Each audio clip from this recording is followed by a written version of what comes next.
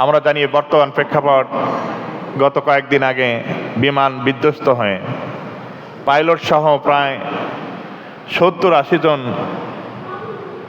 শিশু সহ শিক্ষক ছাত্র সহ প্রায় 70টা সেরে গেছে এবং অনেক নিখোঁজ আছে, পড়ে গেছে। ট্র্যাজেডি।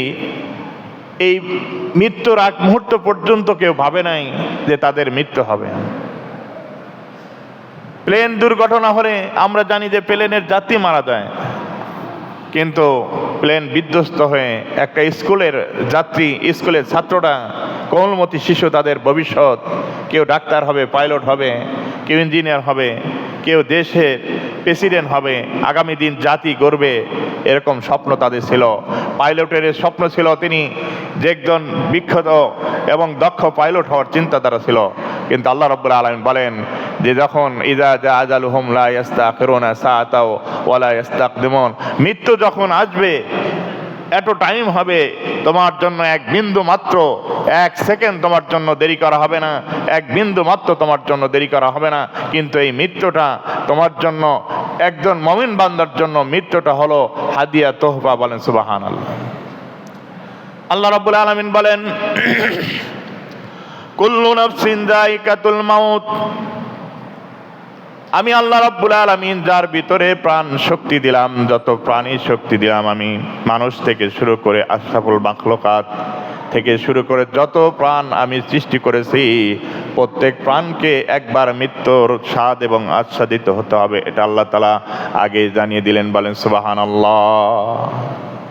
মৃত্যু বরণ করতে হবে না এরকম কোনো টেনডেন্সি মানুষ, এমন কোনো মানুষ নাই যে এটা পৃথিবীর ভিতর অনেক দ্বিধাদ্বন্দ্ব হয়, নামাজ নিয়ে দ্বিধাদ্বন্দ্ব হয়, মাজার নিয়ে দ্বিধাদ্বন্দ্ব হয়, কিন্তু মৃত্যু হবে না এরকম মানুষ কখনোই দ্বিধাদ্বন্দ্ব এবং বিতর্কিত আসে নাই, মৃত্যু হবে না এরকম হয় নাই। আল্লাহ তাআলা সেটাই জানিয়ে দিলেন কুল্লু নাফসিন যায়িকাতুল মাউত। প্রত্যেক প্রাণীকেই, যার ভিতরে আল্লাহ রাব্বুল আলামিন প্রাণ শক্তি দিয়েছে, প্রত্যেককেই মৃত্যুর স্বাদ আস্বাদিত করতে হবে, আল্লাহর সম্মুখে তাকে দাঁড়াতে হবে। আরো 10টা নারীর পিছনে প্রেম করে তোমার টক টাইমে, ফ্রি টাইমে, ট্র্যাক টাইমে কথা বলে তোমার জিন্দেগি পার করে দিলে, আল্লাহর কসমকে বলতে দুনিয়াতেই তোমার শাস্তি হলো, তোমার কোনো চাকরি হবে না, হয়তো কোনো ইনকাম করে খাইতে পারবে না, তোমার কোনো পেশা যোগ্যতা থাকবে না, এটা এক সময় তুমি লাঞ্ছিত হবে, মানুষের সামনে অপমানিত হয়ে যাবে, রাস্তার ফকির হয়ে মারা যাবে। এই জন্য গুনার শাস্তি দুনিয়াতেই আল্লাহ রাব্বুল আলামিন দিয়ে দেন। এই জন্য আমাদের মৃত্যুটা যেন শহীদি মৃত্যু হয়। আল্লাহ রাসূল বলেন 5টি মৃত্যু হলো শহীদ। 1 নম্বর হলো যে আগুনে, একটা হচ্ছে জিহাদের ময়দানে গিয়ে যে শহীদ হয়ে যায়। আল্লাহ রাসূল বলেন যে ব্যক্তি জিহাদে গিয়ে শহীদ হয় দিনের জন্য, তার রক্ত জমিনে পড়ার সাথে সাথে আল্লাহ তাআলা তাকে জান্নাতি করে নেন। বলেন সুবহানাল্লাহ। তবে মনে রাখবেন, শহীদের সমস্ত গুনাহ আল্লাহ তাআলা মাফ করে দেয়।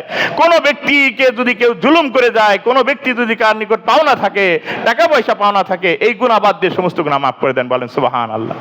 এই জন্য কোনো ব্যক্তিকে টাকা পয়সা পাইলে একটু দেরিতে হলেও তাকে আপনি পরিশোধ করে যাবেন, অথবা আপনি লিখে রাখবেন, অথবা তার দোকানদারকে বলবেন ভাই মারা যেতে পারি, আপনি আমার অভিভাবক থেকে নেবেন, এটা করে যাবেন।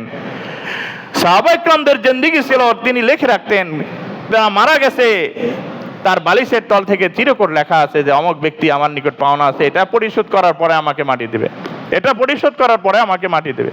এজন্য যে মৃত্যু, কিছু ভালো মৃত্যু আছে যেটা আগুনে পুড়ে মারা যাওয়া। আল্লাহ রাসূল বলেন মান হারাকা ফিন্নার ফাহুয়া শাহীদুন, যে ব্যক্তি এই অগ্নিদগ্ধ হয়ে মারা যায় সে ব্যক্তিরা শহীদ হয়ে যায়। বলেন সুবহানাল্লাহ। এই যে আমরা মাইলস্টোন কলেজ, যেখানে হাজারো শিশু মারা গেছে, এরপরে পাইলট মারা গেছে, অনেক প্রাণহানি হয়েছে, তাদের কোলে শিশু যখন মারা যায় তাদের যে কি অবস্থা হয়, এজন্য আল্লাহ রাব্বুল আলামিন যেন তাদেরকে জান্নাত নসিব করে, সকলে বলি আমিন। এরপরে যারা এরকম ভাবে শিশু, যে মা তার শিশু ভূমিষ্ঠ করতে গিয়ে মারা যায়, জন্ম দিতে গিয়ে মারা যায়, ওই মাও শহীদ হয়ে যায়। বলেন সুবহানাল্লাহ। যেই ব্যক্তি পানিতে পড়ে মারা যায়, পানিতে ডুবে মারা যায়, ওই ব্যক্তি শহীদের মর্যাদা পেয়ে যায়। বলেন সুবহানাল্লাহ। এরপরে যেই ব্যক্তি সন্ত্রাসের হাতে খুন হয়ে যায়, নিরাপদ মানুষ, এখন তো আমাদের দেশে হাজারো মানুষ খুন হইতেছে সন্ত্রাসদের, চাঁদাবাজির হাতে, ওই ব্যক্তি অর্থের জন্য চাঁদার নিগে আসছে, দেয় নাই, তিনি হকের পথে লড়েছে। আল্লাহ রাসূল সাল্লাল্লাহু আলাইহি ওয়াসাল্লাম বলেন ওই ব্যক্তি দুইটা কারণে মানুষের সাথে জিহাদ করা যায়। একটা হচ্ছে আপনার মাল ছিনিয়ে যাইতেছে, আপনি তার বিরুদ্ধে জিহাদ করে আপনি তাদেরকে যদি হত্যাও করে ফেলেন তবু আপনি শাহাদাতের মর্যাদা পেয়ে যান, কারণ আপনার মাল রক্ষা করা এটা আল্লাহ রাব্বুল আলামিন দায়িত্ব দিয়েছেন। মাল রক্ষা করতে গিয়ে আজকে যারা শাহাদত বরণ করেছে আল্লাহ তাআলা তাদেরকে শহীদ হিসাবে গণ্য করে দিয়েছেন, বলেন সুবহানাল্লাহ। এরপরে অ্যাক্সিডেন্টে মারা যায়, যারা গাড়িতে অ্যাক্সিডেন্টে মারা যায় এরাও এক প্রকার শহীদ। এই জন্য আল্লাহ রাব্বুল আলামিন আমাদের যে ট্র্যাজেডি, কে কখন মারা যায় জানি না, আমরাও ভ্রমণ করি, আমরাও এই বাসে উঠি, কত বাস বিধ্বস্ত হয়ে মারা যায়। আমরাও রিক্সা চালাই, রিক্সা থেকেও মানুষ মারা যায়। মোটর সাইকেল চালাই, সেখানে মোটর সাইকেল বিধ্বস্ত অনেক মানুষ মারা যায়, তার ঠিকানাও খুঁজে পায় না। এই জন্য মৃত্যু কখন আসবে বাপ জানি না, কিন্তু মৃত্যুর পূর্বে আল্লাহর হস্তে আমাদেরকে এই সমস্ত অশ্লীলতা বাদ দিতে হবে। মানুষের প্রতি মানুষের জুলুম, চাঁদাবাজ, রাহাজানি, খুন খারাপি এগুলো বাদ দিতে হবে।